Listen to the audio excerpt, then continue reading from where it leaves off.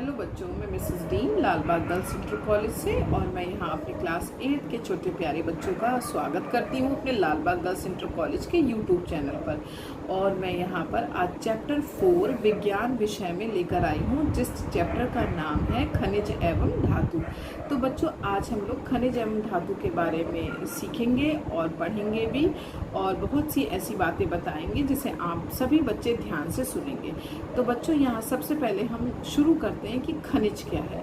अभी शुरू करने से पहले मैं कुछ हम लोग जो रोज़मर्रा की ज़िंदगी में बहुत सी चीज़ों का, बहुत सी वस्तुओं का प्रयोग करते हैं, हम सब देखते हैं पर उसको प्रॉपर नाम नहीं जानते। अब जैसे कि हम लोग बहुत से आभूषण पहनते हैं, ठीक है, हम लोग बहुत से उपकरणों का प्रयोग करते हैं, खाने में बर्तनों का प्रयोग करते हैं, काटने में चाकू का प्रयोग करते हैं, गुड़ाई खुदाई करने में कुल्हाड़ी इत्यादि का प्रयोग करते हैं। तो ये सारी वस्तुएं हमारी किसी न किसी चीज़ से बनी है।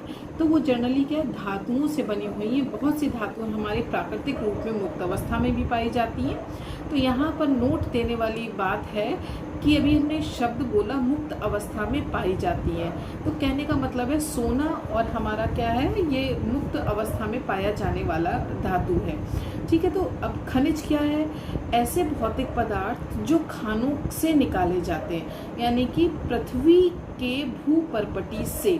तो बहुत से हमारे क्या खनिज हैं जो समुद्र से भी निकाले जाते हैं, के तलों से भी निकाले जाते हैं, पृथ्वी में दबी हुई चट्टानें होती हैं उनमें से भी निकलते हैं।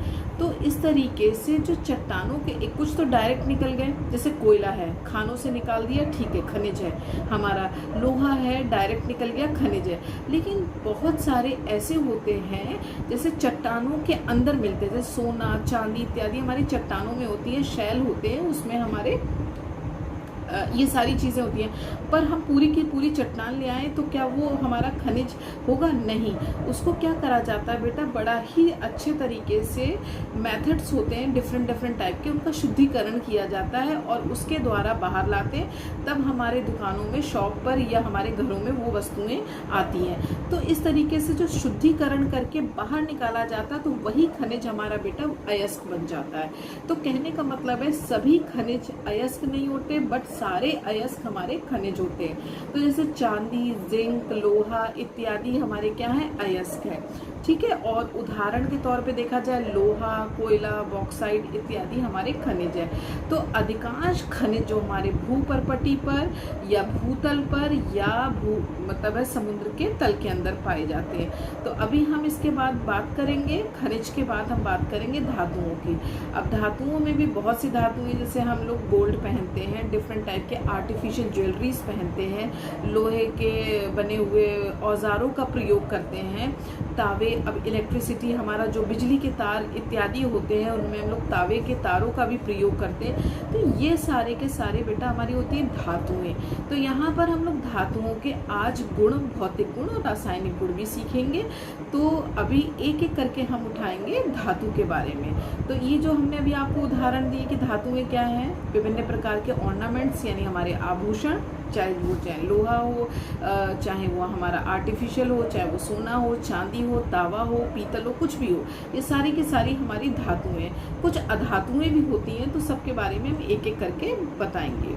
अब जैसे कि धातुओं के भौतिक गुण, सबसे पहले हमारी धातुएं सभी को पता है कठोर होती है, मुलायम नहीं होती। अभी बहुत सारी धातुएं जो हम लोग केमिकली उनके अभी नाम नहीं लेंगे, लेकिन मोटे तौर पे जैसे देखो लोहा है, बहुत कठोर होता है। तो धातुएं हमेशा या अधिकांशतः कठोर होती हैं। तो धातुओं में चमक भी बहुत ज़्यादा होती है।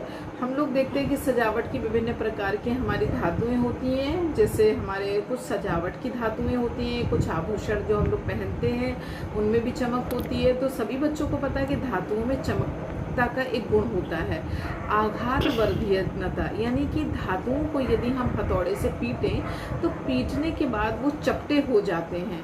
तो धातुओं को जो पीटने की जो हमारा गुण होता है, हथौड़ों के द्वारा जैसे पीटा जाएगा तो लाइक जैसे मोटा सा मिला और हमने पीटा तो इस तरीके से पतली सी चादर बन गई।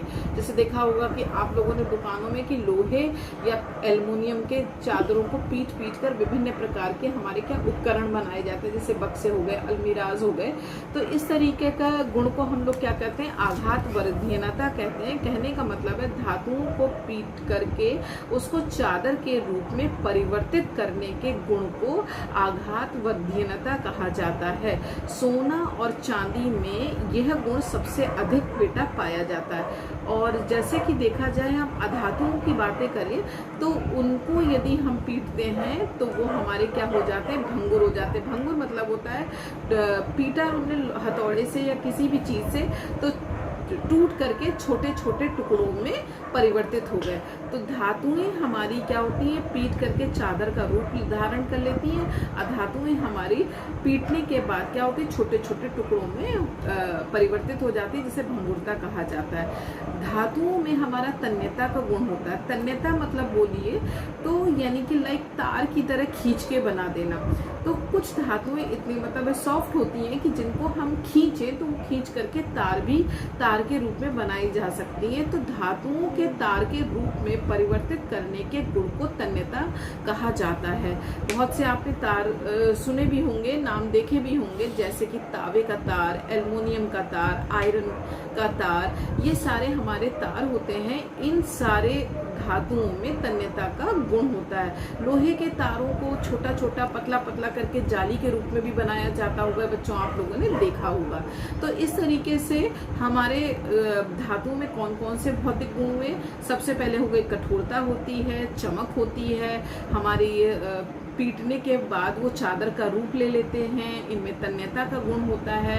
और इसी के साथ साथ इनमें क्या है, हमारे ये बैड कंडक्टर और गुड कंडक्टर में भी तो देखा जाए ये हमारे गुड कंडक्टर होते हैं। जितनी भी धातुएं होती हैं, कोई ऑप्शनल हो बात अलग है, जितनी भी धातुएं होती हैं हमारी सारी की सारी गुड कंडक्टर, यानी कि सब धातु जो होती हैं वो ऊष्मा की या हमारी विद्युत की सुचालक होती हैं।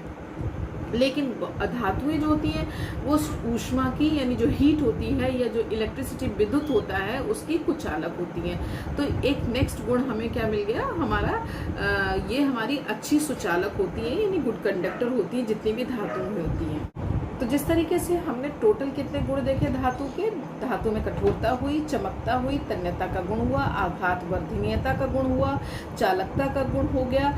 इस तरीके से हमने धातु के गुण देख लिए। अब हम लोग इसी के साथ ही साथ धातुओं के रासायनिक गुण भी बच्चों समझ लेंगे। जितनी भी हमारी धातुएं होती हैं वो रासायनिक अभिक्रिया यानी क्रिया भी करती हैं। जैसे जल के साथ, यदि हम किसी धातु को जल के साथ रख दें तो वो क्रिया ज़रूर करती है। बच्चे कहेंगे ये क्या हुई, तो मसलन हम आपको एक मोटे तौर पे बात बताएं कि एक लोहा धातु है, इसको हम यदि पानी में भीगने के लिए छोड़ दें, मान लीजिए सपोज हम बाहर रख दें, खुले में रख दें और पानी डाल रहे हैं या बारिश हो रही है, तो वो वाला लोहा जो है लगातार या कई दिन तक क्या है, पानी के टच में आ रहा है। तो तुम क्या देखोगे कि जो चमकता हुआ लोहा तुमने रखा था बाहर, वो क्या हुआ, कुछ दिनों के बाद 4-5 दिन के बाद अजीब सी उसमें भूरे रंग की परत सी जम गई। तो इट मीन्स कुछ तो हुआ, जादू पानी ने किया या जादू अपने आप लोहे में हो गया, ऐसा नहीं है। तो ये कहलाती है रासायनिक अभिक्रियाएं या रासायनिक प्रतिक्रियाएं। तो क्या हुआ, इसका मतलब ये हुआ कि धातु ने पानी के साथ मिलकर कोई क्रिया करी। तो कहने का मतलब ये हुआ कि रासायनिक गुण जो होता है धातु का बेटा, वो पहला गुण ये होता है कि जितनी भी धातुएं होती हैं वो जल के साथ क्रिया करके ऑक्साइड बनाती है। ठीक है, ऑक्साइड बनाती है और साथ ही साथ हाइड्रोजन गैस भी बनाती हैं। और इसी तरीके से हमारी धातुएं ऑक्सीजन के साथ भी, वाटर के साथ क्रिया कर ली, अब हमारी क्या है, हवा के साथ हमारी क्रिया कर लेगा, यानी कि ऑक्सीजन मतलब है O2, ऑक्सीजन के साथ क्रिया करके ऑक्साइड बनाती है। जैसे मान लीजिए आपने नमक ले लिया, सोडियम यदि ऑक्सीजन के साथ क्रिया करेगा, हवा के साथ क्रिया करेगा, तो आप क्या देखते हो, नॉर्मल देखो कि जब हम किसी कटोरी को खुले में नमक को रख दे, सोडियम को रख दे, तो कुछ घंटे के बाद या जैसे बरसात का मौसम है तब तो बहुत ही जल्दी उसका रिजल्ट आपको देखने को मिल जाएगा। जो भुरभुरा सा सूखा सा नमक था वो थोड़ी देर के पश्चात क्या हो गया, हल्का सा चिपचिपा सा सौगी सा हो गया। इट मीन्स उसने कोई क्रिया करी उस वातावरण के द्वारा। तो वातावरण में क्या थी, नमी थी, यानी कि ऑक्सीजन। तो उस ऑक्सीजन के द्वारा उसने क्रिया करके क्या हो गया, ऑक्साइड बनाया, जो कि वो सोडियम क्या हो गया, ऑक्सीजन से क्रिया करके सोडियम ऑक्साइड बन गया। इसी तरीके से मैग्नीशियम ने ऑक्सीजन के साथ क्रिया करी तो मैग्नीशियम ऑक्साइड बन गया, पोटेशियम ने करी तो पोटेशियम। तो इस तरीके से डिफरेंट आपके जितनी भी धातु होती है ऑक्सीजन के साथ क्रिया करके ऑक्साइड बनाती है। सोडियम या पोटेशियम को हम अक्रियाशील करने के लिए होता है, जब क्रिया करी जाती है तो इसको थोड़ा सा बचाने के लिए क्या करते हैं हम लोग, मिट्टी के तेल में रख देते हैं। इसको हम थोड़ा सा बाद में डिटेल में बताएंगे। फिलहाल अभी रासायनिक गुण ये देखा कि हमारी धातुएं ऑक्सीजन के साथ भी क्रिया करती हैं और जल के साथ भी क्रिया करती है। जल के साथ जो क्रिया करेंगी तो हाइड्रोक्साइड बनाएंगे, जैसे सोडियम हाइड्रोक्साइड, मैग्नीशियम हाइड्रोक्साइड और हाइड्रोजन गैस भी बनाएंगी। तो इस तरीके से हमने देखा कि धातुएं हमारी जल के साथ, अम्ल के साथ और हवा के साथ भी क्रिया कर सकती है, अधातुएं नहीं करती जल के साथ क्रिया। ठीक है, तो इस तरीके से ये हमने रासायनिक गुण समझे।